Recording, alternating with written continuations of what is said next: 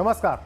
News nation digital के हमारे इस खास एपिसोड खबरें दुनिया की में आपका स्वागत है। मैं हूं सुमित कुमार दुबे। भारत और उसके पुराने दोस्त मालदीव के बीच रिश्तों में आई एक तल्खी की बड़ी वजह चीन को माना जा रहा है। ऐसा अनुमान लगाया जा रहा था कि चीन की शह पर ही मालदीव के नए प्रेसिडेंट मोहम्मद मोइज्जू भारत को आंखें दिखा रहे हैं और अब मालदीव ने एक ऐसा फैसला किया है जिससे ये पूरी तस्वीर शीशे की तरह साफ हो गई है।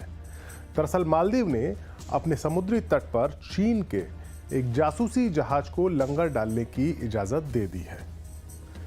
हिंद महासागर में खुद को मजबूत बनाने में जुटा चीन इससे पहले श्रीलंका के पोर्ट्स पर अपने जहाजों को ठहराता था, लेकिन भारत के दबाव में श्रीलंका ने तो चीनी जहाजों के लंगर डालने पर रोक लगा दी।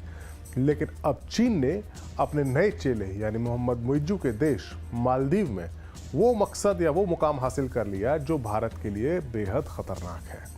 अपने इस वीडियो में हम बात करेंगे कि आखिर क्यों चीन हिंद महासागर में अपने जासूसी के जहाज़ों को बार बार भेजता है, भारत के लिए ये कितना बड़ा खतरा है।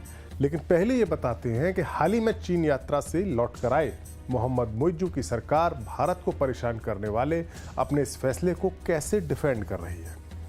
मालदीव की सरकार का कहना है कि चीनी जहाज ने माले में रुककर रोटेशन और ईंधन भरवाने की अनुमति मांगी है।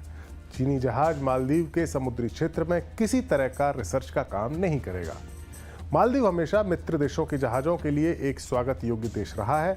हम हमेशा से ही शांतिपूर्ण उद्देश्यों के लिए अपने बंदरगाहों पर आने वाले नागरिक और सैन्य दोनों तरह के जहाज़ों की मेज़बानी करते रहे हैं। ये बयान मालदीव सरकार का है, लेकिन इस बयान से साफ साफ इशारा मिलता है कि वो अब चीन के साथ अपनी दोस्ती को लेकर भारत की नाराज़गी की कतई परवाह नहीं कर रहा है।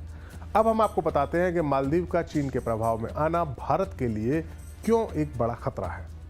दरअसल मालदीव हिंद महासागर में जिस लोकेशन पर स्थित है वो दुनिया का सबसे खास और व्यस्त समुद्री मार्ग है। चीन के आयात निर्यात का एक बड़ा हिस्सा इसी समुद्री मार्ग से गुजरता है। हिंद महासागर में भारत जैसे मजबूत नेवी वाले देश को टक्कर देने के लिए, अपनी पोजीशन मजबूत करने के लिए चीन जुटा हुआ है और चीन हिंद महासागर में अपनी नेवी के अड्डे बनाना चाहता है। इसी मकसद से चीन ने अफ्रीका महाद्वीप के जिबूती, श्रीलंका के हम्बनटोटा और पाकिस्तान के ग्वादर बंदरगाह को अपने प्रभुत्व में लिया है। अब चीन की कोशिश है कि मालदीव जैसा देश अगर उसके प्रभाव में आ जाए या जो आता जा रहा है तो उसे हिंद महासागर में मजबूत किलेबंदी करने के लिए एक और लोकेशन मिल जाएगी और ऐसा लग रहा है कि लोकेशन उसे मिल गई है। यही नहीं, मालदीव से थोड़ी ही दूर अमेरिका और ब्रिटेन का जो नेवल बेस है डिएगो गार्सिया में वो भी मौजूद है। रियूनियन द्वीप में फ्रांस का ओवरसीज बेस मौजूद है।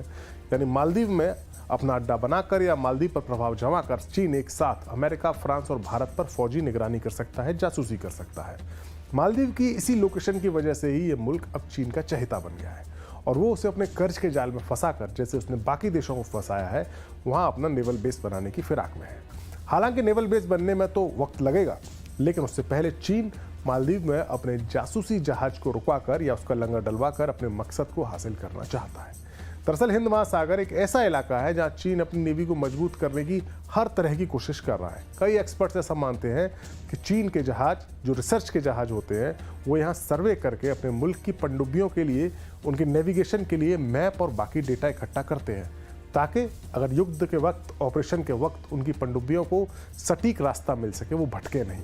यही नहीं, चीन के जहाज सर्वे के अलावा जासूसी करने वाले उपकरणों से भी लैस बताए जाते हैं और इनकी इलेक्ट्रॉनिक सर्विलांस की जद में साउथ इंडिया में मौजूद इंडियन नेवी के कई बड़े ठिकाने, कई बड़े सेंटर और इसरो के सेंटर भी आ जाते हैं।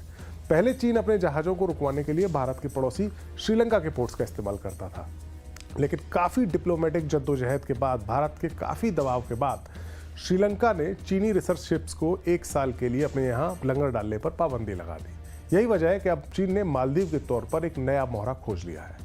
चीन ने इस सदी के आगाज के वक्त से ही मालदीव पर डोरे डालने शुरू कर दिए थे क्योंकि उसकी लोकेशन की महत्ता चीन को समझ में आ गई थी। साल 2006 में मालदीव के राष्ट्रपति अब्दुल गयूम चीन की यात्रा पर गए और चीन मालदीव में इंफ्रास्ट्रक्चर के डेवलपमेंट में एक अहम भूमिका निभाने लगा। साल 2004 में जब सुनामी आई थी हिंद महासागर में, तो उसके नुकसान के बाद जो मालदीव में दोबारा काम हुए, नए निर्माण के काम हुए, उसमें चीन ने काफ़ी अहम भूमिका निभाई थी। 2008 के चुनाव में मालदीव के नए प्रेसिडेंट मोहम्मद नशीद बने, जो भारत के दोस्त थे, लेकिन इस दौरान भी चीन का इन्फ्लुएंस मालदीव में कम नहीं हुआ। साल 2011 में चीन ने माले में अपना दूतावास खोल दिया। नशीद को उनका 5 साल का कार्यकाल पूरा करने का मौका नहीं मिल पाया और वो 1 साल पहले उनका तख्ता पलट हो गया।